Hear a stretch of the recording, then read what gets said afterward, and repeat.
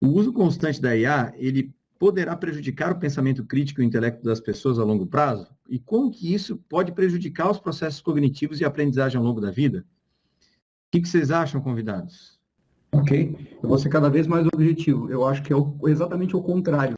A IA, ela vai potencializar o pensamento crítico na medida em que ela oferece a IA pensando, até eu respondi, deixa eu lembrar o nome aqui rapidinho, Maurino. Maurino, isso. Eu respondi ao Maurino, né, que a questão da citação, né, de citar uma inteligência artificial seria algo como citar a Wikipedia. Não exatamente, porque a perspectiva que eu penso de citar a IA é nos processos analíticos. É quando eu estou desenvolvendo um trabalho científico, eu levanto dados, tem um dataset, e eu peço para a IA olhar para aquele dataset e me ajudar a analisar os dados que tem ali, extraindo padrões, extraindo insights interessantes para a minha pesquisa. Então, é na perspectiva da análise. Então, as minhas experiências de uso da IA, ela potencializa o meu potencial criativo, né? A minha capacidade, o meu senso crítico, a minha capacidade de refletir sobre coisas, na medida em que ela me oferece novos inputs, novos insights. E eu utilizo esses insights e retroalimento a minha visão de mundo. Então, eu acho que é o contrário, eu penso dessa forma. Eu volto a falar aquilo que eu disse antes, a respeito de imaginar um engenheiro sem calculadora para fazer essas obras e tudo mais.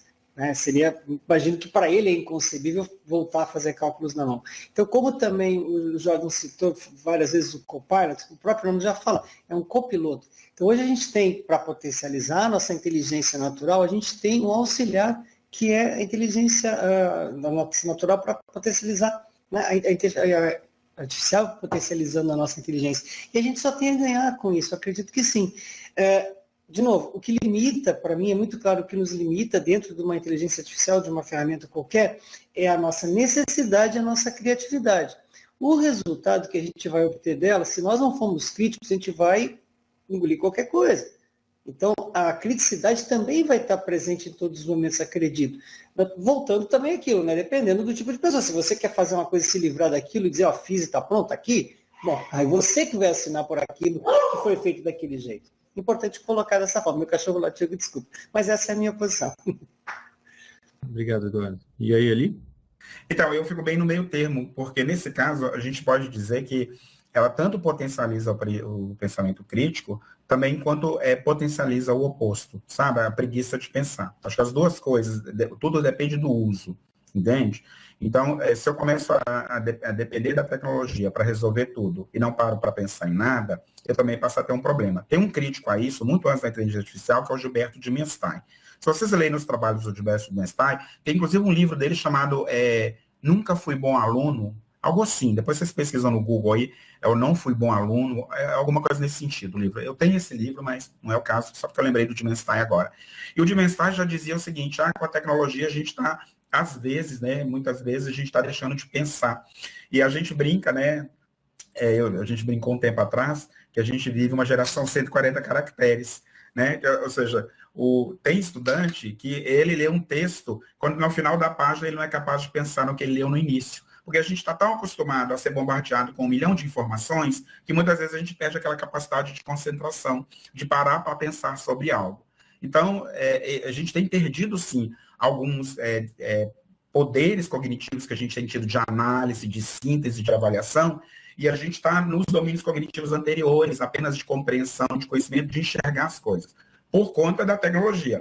Mas também por conta da tecnologia, tá, Jordan, só para você não me xingar, eu vou concordar com você que o oposto também é possível, né? Então, acho que as duas coisas, por isso que eu fico em cima do muro, que eu vejo que tem acontecido as duas coisas, tem potencializado a nossa incapacidade de pensar às vezes, mas também nos ajuda, dependendo de como a gente vai usar. Jordan, te citei, você tem direito à réplica, mas era isso.